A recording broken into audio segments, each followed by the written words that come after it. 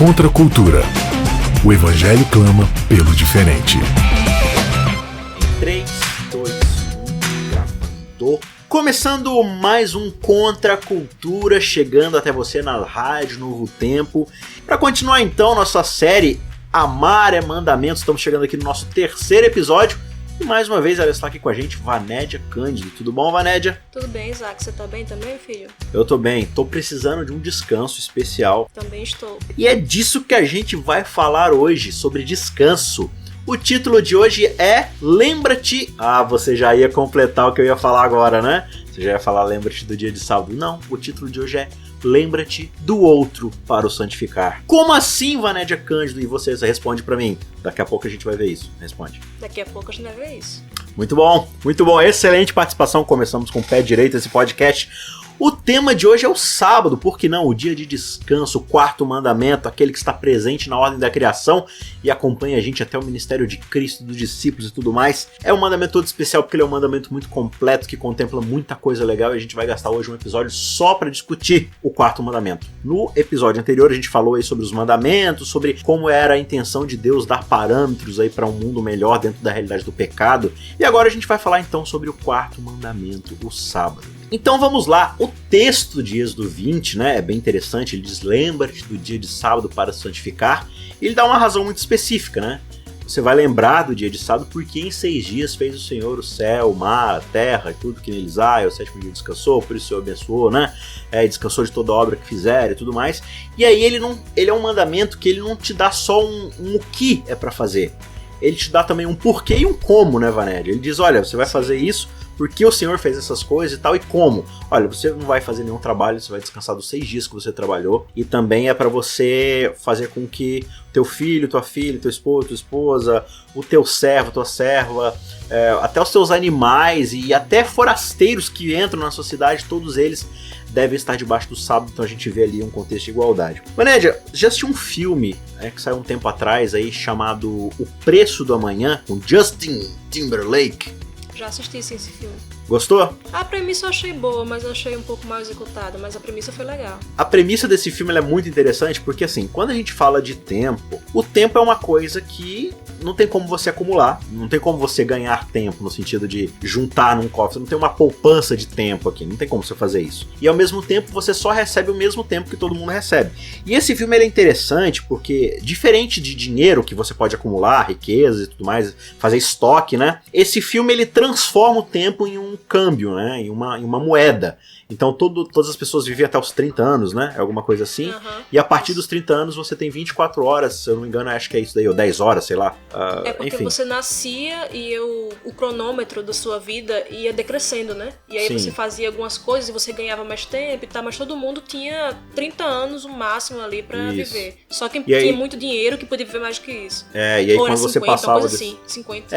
Acho que era 30. E aí quando você passava desse tempo aí, o seu relógio começava no cronômetro ali, né, decrescer, e quando zerasse a pessoa morria. E aí muita gente ia trocando, né, trocava o dinheiro por comida, por coisa, virava o dinheiro. E aí muita gente ia acumulando tempo e vivia, tipo, pra sempre, ia vivendo e tudo mais. Então é interessante que eles conseguem capitalizar o tempo pra dizer que, tipo, o tempo agora se torna um privilégio, né? Só que quando a gente vai pra Bíblia, e especialmente aqui no quarto mandamento, a gente observa o contrário, né?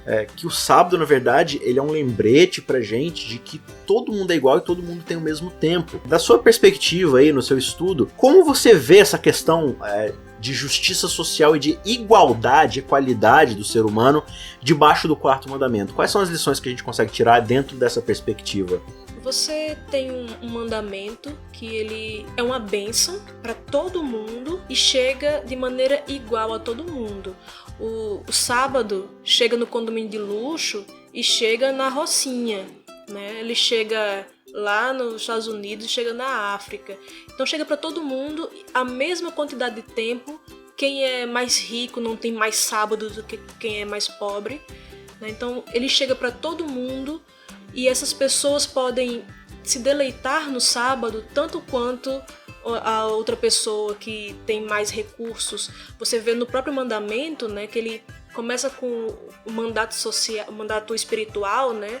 Ele fala: lembra do dia de sábado porque em 6 dias fez o Senhor. Começa com Deus e o relacionamento dele com o homem.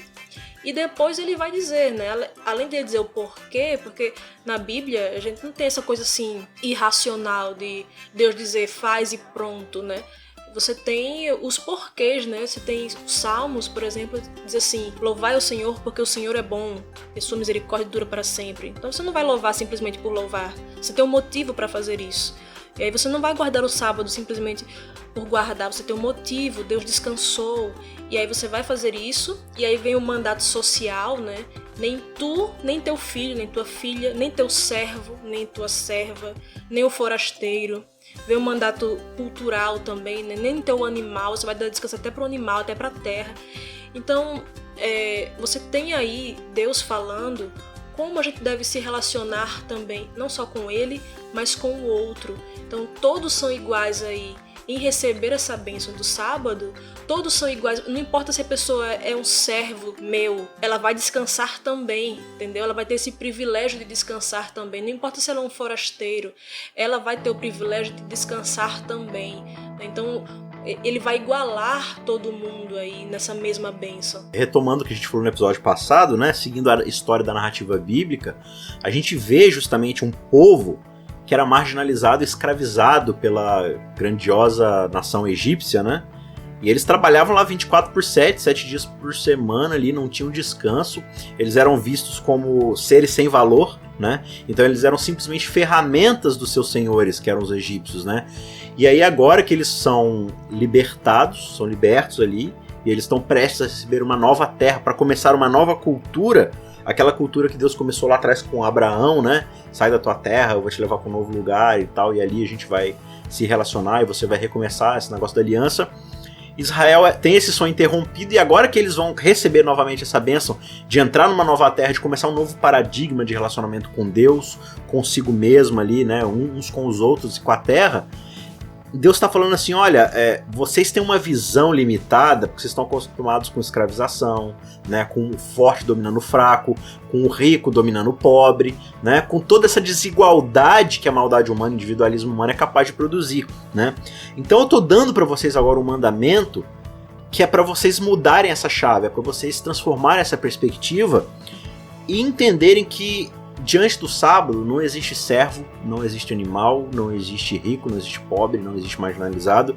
Diante do sábado todos são iguais e todos têm a mesma oportunidade de buscarem a Deus, de terem um tempo para se relacionar com Ele, né? Já que a gente acaba vivendo o tempo todo nessa loucura de trabalho, de estar o tempo todo voltado para as nossas necessidades e tudo mais. Você dá uma lembrada, né? Fala assim, poxa, mas eu preciso lembrar que toda essa questão não vem de mim mesmo, né? É Deus que me capacita ali. E como você bem falou da questão social, né? Não apenas eu dou descanso para o meu servo, mas se eu entendo a partir do sábado que tudo aquilo que eu produzo e recebo não depende de mim, mas depende de Deus, e ele me pede que eu pare 24 horas para comprovar que mesmo que eu pare um dia inteiro, o mundo não vai acabar, né? As estrelas não vão cair do céu, o sol não vai explodir, a vida vai seguir normal, porque é Deus que está sustentando todas as coisas. Se isso é uma realidade, então eu posso tirar um dia inteiro para parar de pensar em mim e me voltar para o outro, né? E me voltar para aquele que realmente precisa de mim e tal. Por isso que o nosso título, né, foi Lembra-te do outro para o santificar. O sábado também é um convite, né, Vanédia, para que eu santifique o outro. Quais são as formas que eu posso santificar o meu próximo à luz do sábado? Santificar é separar, né? Então, tudo aquilo que eu separo, que eu considero santo, né, é algo que eu estou santificando. E para eu santificar algo, eu tenho primeiramente que ser santa, né? A santidade que Deus me dá, ela vai ter esse transbordamento para o outro, e aí eu vou me lembrar, olha só, Deus usa o outro para me santificar também, para me abençoar também, porque eu não dependo só do meu trabalho. Para eu ter essa roupa, para eu ter essa cadeira que eu tô sentada aqui, não fui eu que fiz, eu não domino essas técnicas de fazer roupa, de fazer cadeira, de fazer notebook. Precisei de outras pessoas para isso. Eu não me basto. Diferentemente de Deus, que se basta a si mesmo, eu não. Eu preciso de outras pessoas. Essas pessoas têm trabalhos dignos, honrados, precisam descansar também. E aí eu vou tirar esse dia para me lembrar disso, para agradecer a Deus pelo trabalho do outro também, que o outro precisa de descanso também. Eu vou tirar esse dia para aliviar o sofrimento do outro, que foi exatamente o que Cristo fez, né? Lá em Marcos 2,27, que Jesus curou ali um homem da mão ressequida, e os escribas e fariseus ficaram indignados, né? Como é que ele estava transgredindo o sábado? Se ele estava justamente fazendo aquilo que é para ser feito no sábado, né? É um momento de eu santificar o outro, de eu separar o outro para um cuidado maior. Não que eu não vá fazer isso durante a semana, é porque durante a semana a gente vai trabalhar para poder justamente descansar nesse dia. No meu trabalho, eu vou ter dinheiro para poder ajudar alguém, muitas vezes no sábado, coisa que eu não teria condição se eu não trabalhasse durante a semana, né? Então, assim, eu vou trabalhar para ter esse dinheiro e aí vai ser o momento de transbordar. No sábado, claro que durante toda a semana eu vou fazer isso, mas vai ser aquele momento para eu parar especificamente e me lembrar disso, né? Então, Jesus parou para isso. Jesus curava todos os dias, né? Mas aí ele curou especificamente no sábado e mostrou, né? Olha só, o sábado foi feito por causa do homem e não o homem por causa do sábado. O sábado existe para abençoar outras pessoas. Não é o homem que faz com que o sábado seja grande. O sábado é maravilhoso exatamente porque ele existe para abençoar o homem. Deus deu como uma bênção para o homem.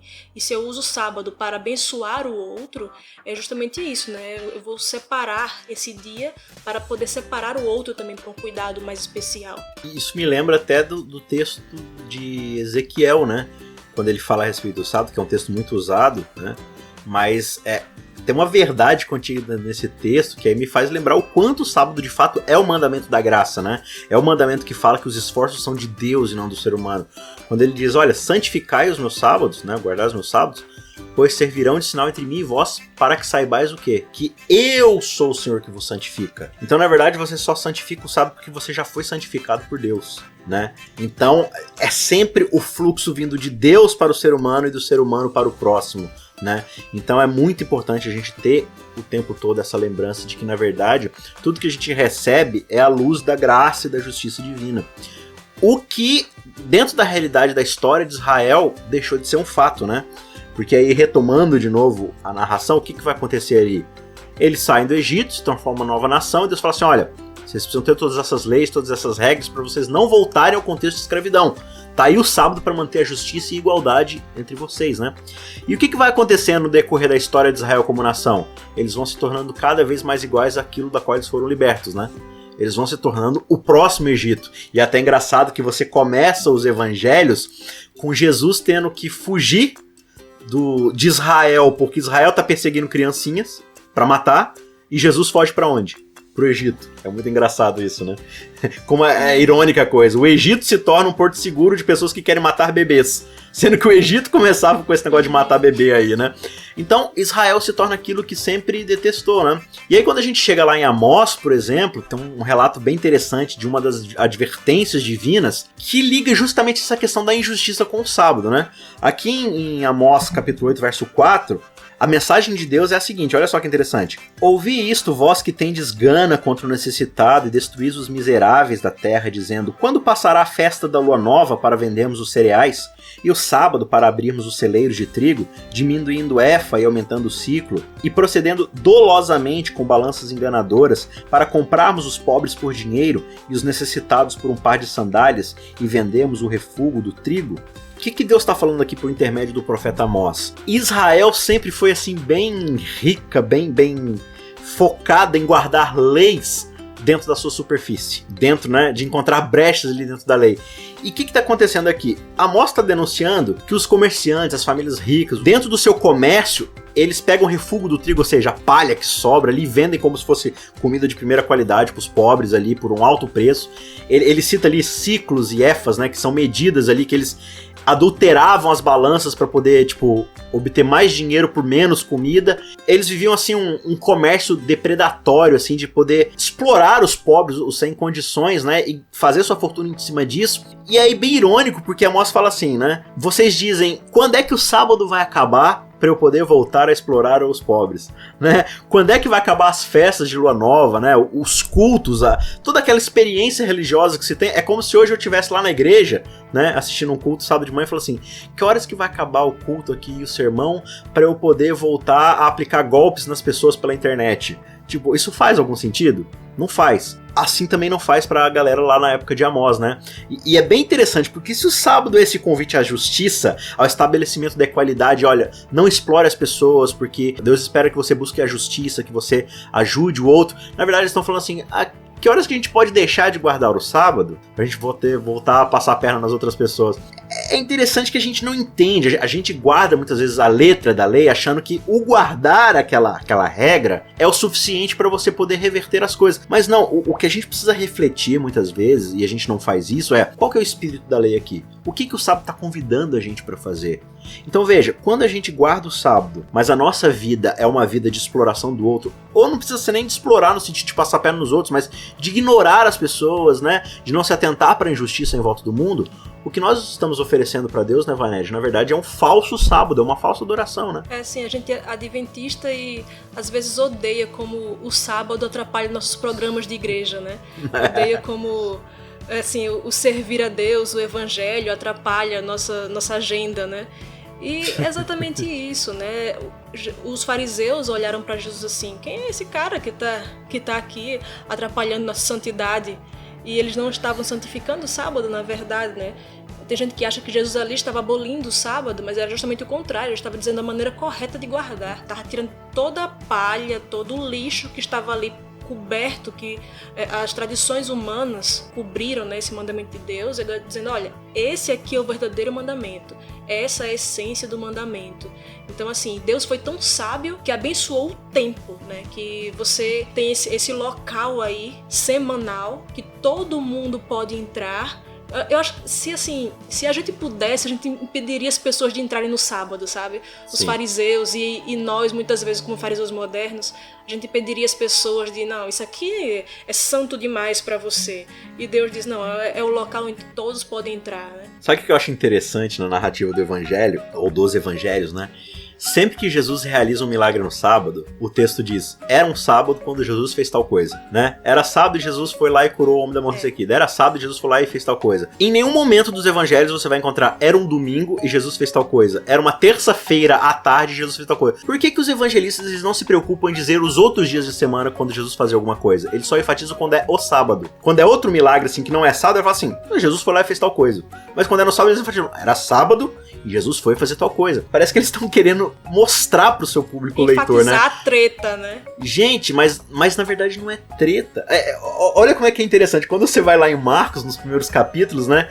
Jesus cura o homem da mão ressequida, né? E aí os fariseus, eles estão ali na sinagoga, eles saem da sinagoga, fazem uma rodinha lá fora e falam assim, cara, como é que a gente pode matar Jesus? Ou seja, né? Cara, sábado não é um dia pra curar as pessoas, mas é um dia muito bom pra planejar um assassinato, né? Mas o problema do legalismo é que ele faz isso com a gente, né? Exato, o coração dos caras estava tão ou mais ressequido que a mão daquele homem, né?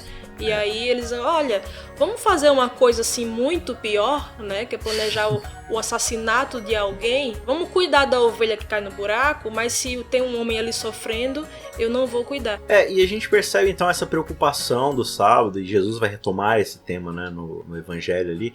Tem até uma situação bem interessante que eu vejo ali, quando aquele episódio dos discípulos colhendo espigas, né? O trigo ali no meio da seara e tal, e os fariseus do nada. Assim, gente, os caras estão no meio de uma plantação de trigo, comendo lá de boa, fazendo um piquenique Brota sábado. do chão, né? Brota fariseu do meio do trigo. O que esses caras estavam fazendo no meio do trigo? Tá? Mas beleza, eu acho muito engraçado essa cena, né? Tipo, como é que as coisas são.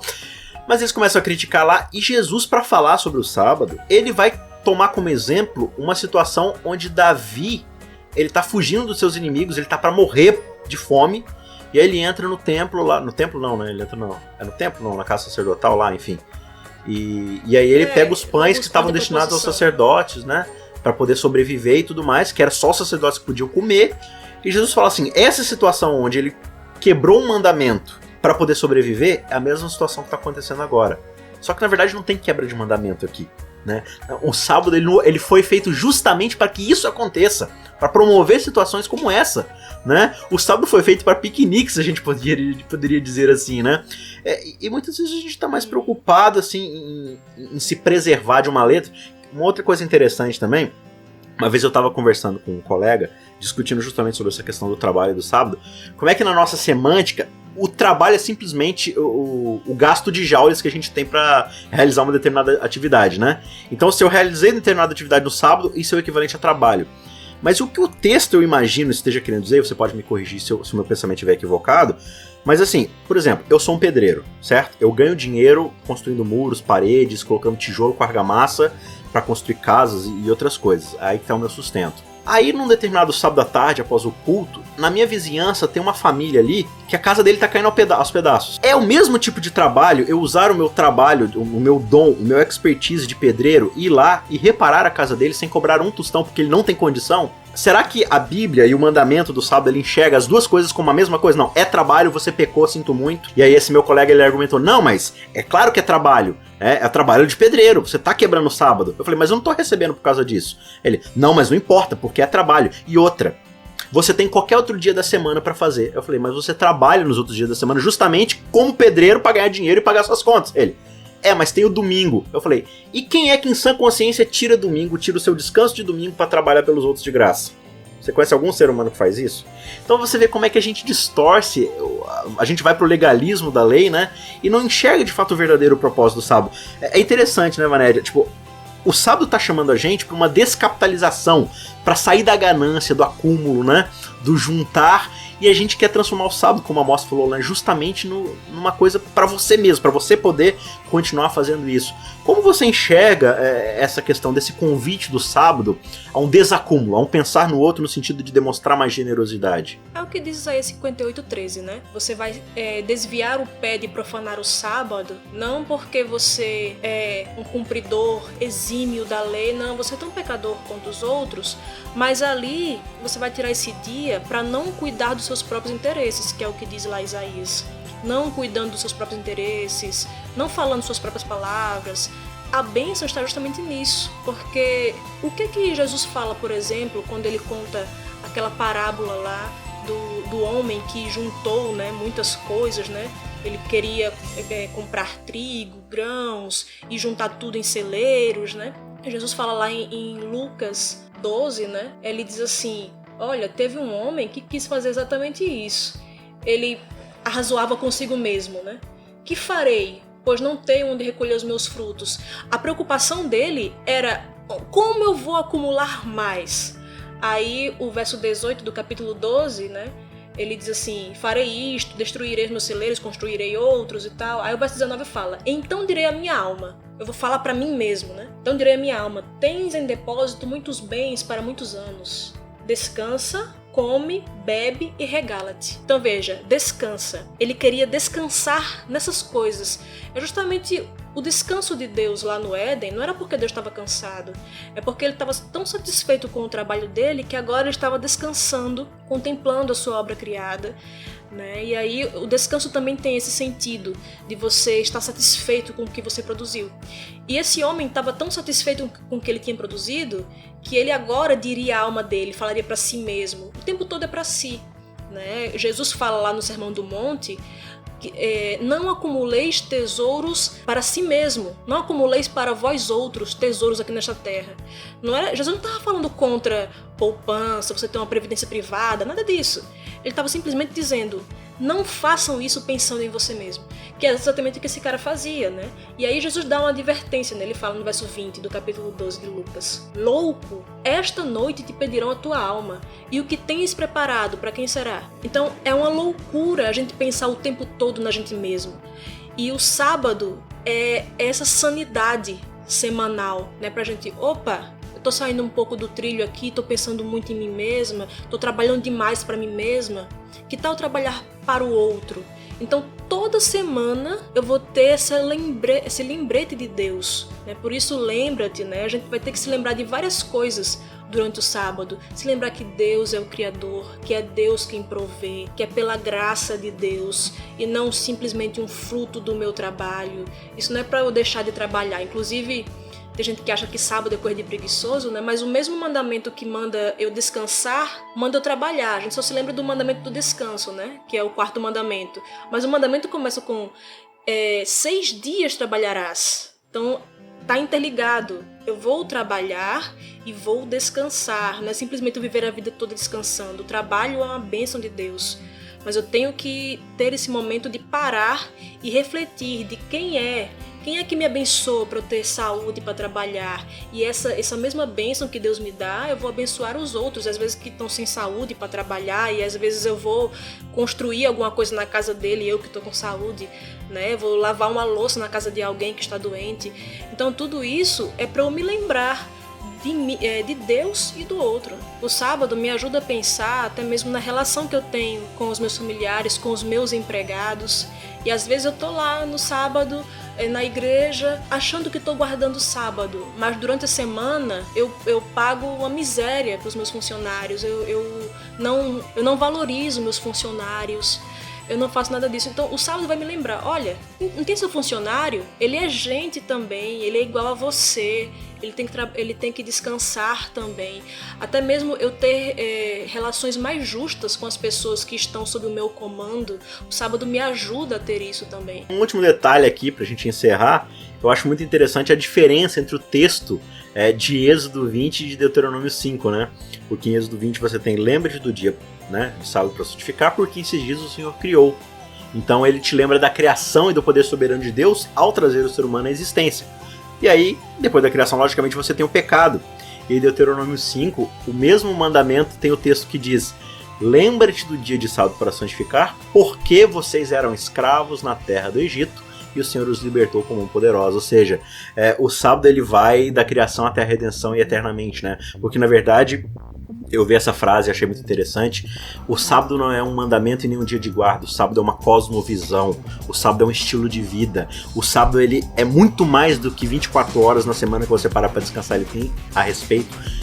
Ele diz respeito àquilo que você é em essência, que é alguém criado por Deus para a prática das boas obras, para se relacionar com Deus, com o próximo e com a cultura e com o mundo ao seu redor. Esse é o grande convite do sábado. Descanse, celebre o seu relacionamento com Deus, recarregue suas forças, porque você tem um mundo inteiro, você tem pessoas ao seu redor a quem você deve servir. Por quê, Vanédia? Amar é mandamento.